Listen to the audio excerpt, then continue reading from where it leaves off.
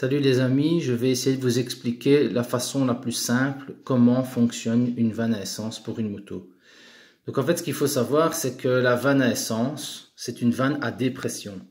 Donc c'est-à-dire qu'elle va fonctionner par rapport à la dépression du cylindre. Généralement il y a un tuyau qui raccorde le carburateur à une prise d'air sur le cylindre, un des cylindres. Donc ce tuyau là il faut vérifier qu'il ne soit pas bouché. Parce qu'en fait, ce qui va se passer, c'est que lui, il va prendre la dépression. La dépression de quoi?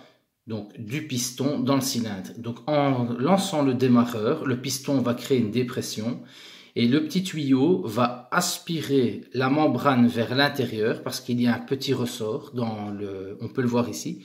Il y a un petit ressort à l'intérieur de la vanne. Et donc, la membrane à l'intérieur, qu'est-ce qui va se passer? Elle va laisser passer l'essence. Donc, c'est le principe d'un fonctionnement à dépression. Donc, sur une vanne, il y a plusieurs positions. Il y a la position, donc comme on peut le voir ici, la position on, c'est la position que vous utilisez en permanence pour rouler sur on. Comme vous pouvez le voir ici, le tube, c'est le plus long. Donc, c'est-à-dire que c'est le réservoir sans la réserve.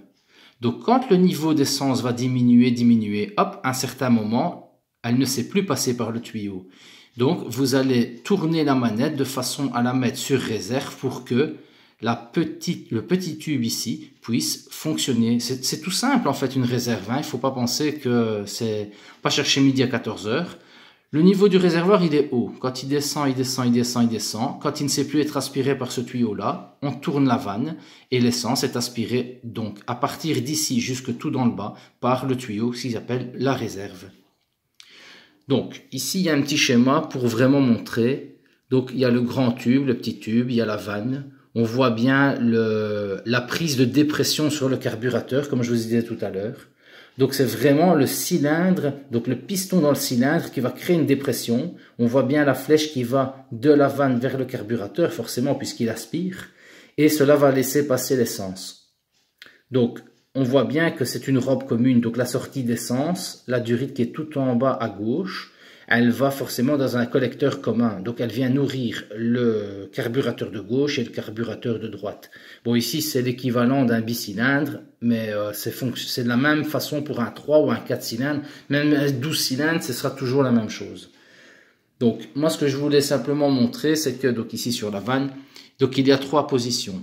La position réserve, souvent elle est en haut.